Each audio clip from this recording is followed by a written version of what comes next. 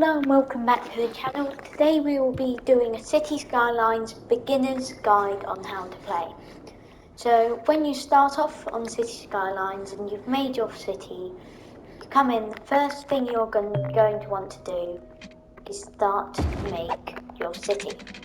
You start off with a road, and if you keep it to these lines just here, you go along, that maximises the space and you get all the space used out of there. Now, as you start your city, you're going to want to make a lot of these, and then this will allow you to expand your city and get basics going. Once you've done this, after you've laid out your roads for all your zones, what you're going to want to do is zone the areas. So if you have residential over here, you're going to want some shops sectioning off the residential from the industry, because otherwise the residents will get ill because of ground pollution in the local area. So you put in a row of shops, and then over this side put in all your industry. If your barricade is a bit too small, from there you might want to add on maybe another layer or two, just to be safe. Once you've got that set up, you're going to want to put down the coal power plant, and then this will supply your city with electricity. Then you're going to want to put down the water pumping station over at your nearest body of water, and a water drain pipe as far away as you can.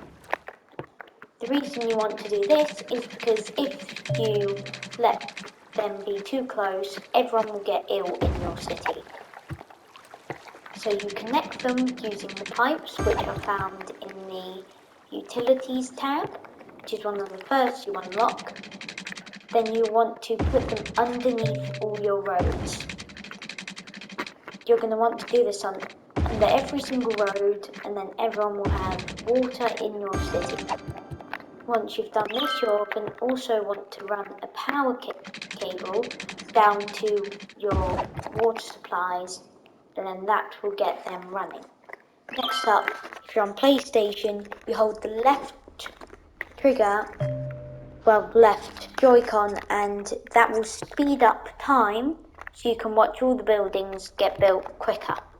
And as they all get built, they all start off with no one living in there, but slowly but surely people start to move in and you'll start to see cars coming down off the highway into your city.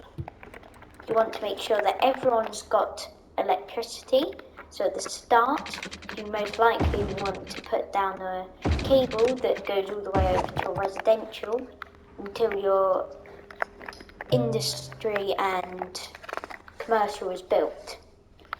As you start to do this, you'll notice down by the money tab it's in the minuses. You want to get out of this as quickly as possible, because if you keep it there, it will slowly but surely drain your money away every week. As you expand your city, you will be able to put in more roads and more housing. And the more housing and buildings you put in, the better, because the more you zone, the more people and buildings will move in, and then that means they'll pay taxes and hopefully get you out of the red. If you do get into the red, you may want to take up a loan if you can, or I'm pretty sure the game will give you a bounce back loan, as I've seen. So as you expand that, you need to keep an eye on that tab, as it will slowly but surely, if you're doing it right, it should go up into the green. As you start to zone everything, industry is one of the most important zones, since this will produce most of your money. As you play, you may start to see cars and trucks driving around the road. This is a good sign, and that shows that people are moving into your city and that people are in their homes. As you start your city, you're also going to want to plan ahead, because you'll probably see these patches here.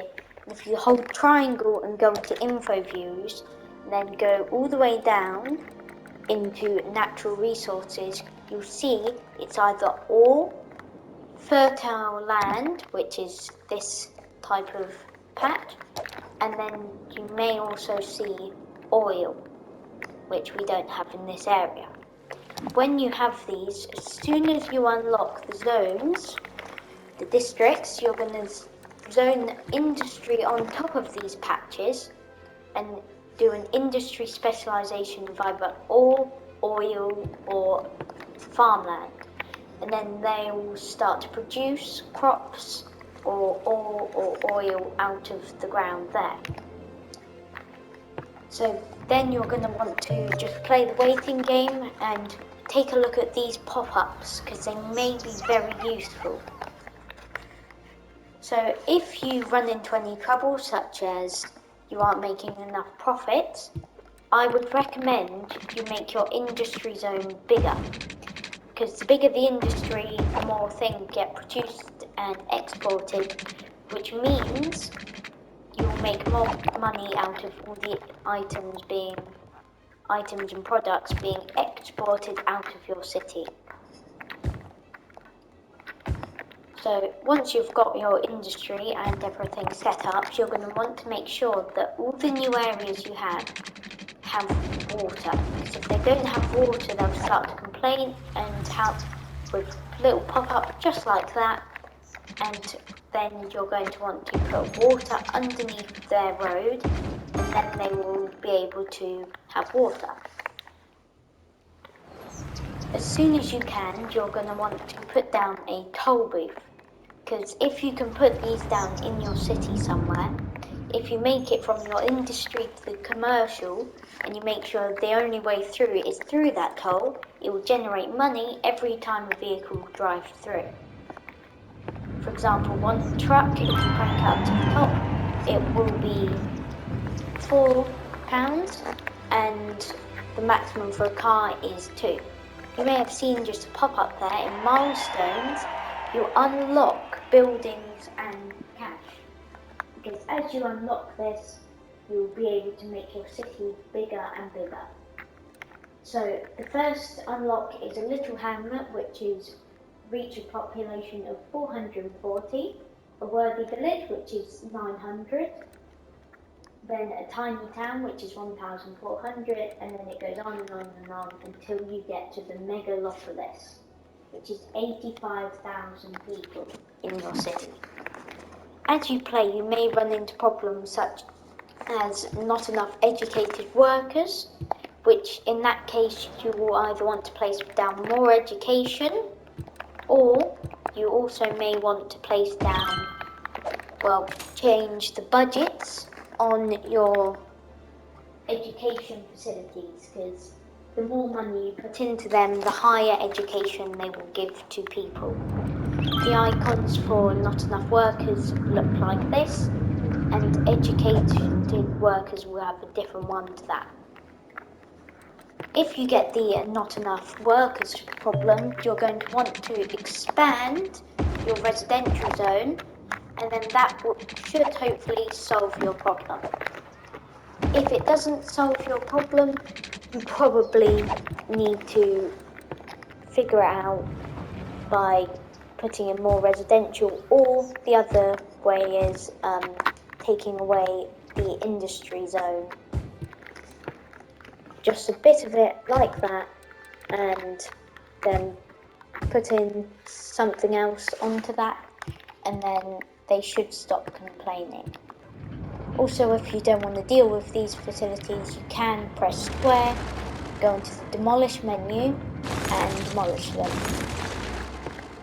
As you notice, the industry zone's grass will start to turn into this kind of hard, rocky substance, like dirt. And this is because the industry causes ground pollution, which you can measure in info views. If the ground pollution gets to your residents, they will start to feel ill because of the ground pollution. The game will notify you of this when there are little tablets next to an ill person's face on top of one of the houses. or high density residential buildings. One thing you're also going to have to worry about is healthcare. Generally, in small cities, you're just going to be using the medical clinics, but as your city gets bigger, you're going to start to be using hospitals and stuff like you're going to unlock elder care, child health care, and cemeteries. Community pools and gymnasiums and yoga gardens from the Green Cities DLC also help with this, as they provide better healthcare for the people.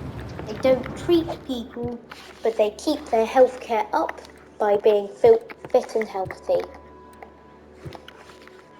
As your city expands, you will have to keep an eye on the demand at the bottom right of the screen. The green is residential, orange is industry and offices, and blue is commercial. If you see the blue in your city, you will want to make a small commercial zone of somewhere. And if you see the orange, you're going to want to put in more offices or industry. Either one will work, just choose whichever one you would like to use in your city. Slowly but surely you'll notice they need bins, and you can either put down a landfill site, or if you have the Green Cities DLC, a recycling centre, which will recycle the product into raw materials. As your city expands, you will unlock stuff like emergency services, transport, monuments, and leisure. When you get to emergency services, you're going to want to put down a police station second, but a fire station first. Because if you don't have a fire station, your city will start to see houses burn, and that is not a good thing, because then they'll collapse and no one will live there. After that, you want to put in your police station and make sure that all your traffic is good. If you hold triangle whilst in the inspector menu, you can select roads, where you can see the transport routes of all the different vehicles. And you can also see districts when you get them, and you will also be able to see intersections, which is you can put in traffic lights, you can put in stop signs, or you can just keep it as none of them. Generally, I say the game works better without the stop signs, because cars don't really stop, they just kind of like stutter as they go along. Traffic lights or none is best, so if you see high traffic in an area, I'd recommend you put in traffic lights for that area. That's it for this part of the beginner's guide. There will be a small videos like this coming more often soon, and then these videos will showcase more beginners tips and tricks on how to start off your city. That's all for now. Bye, see you in the next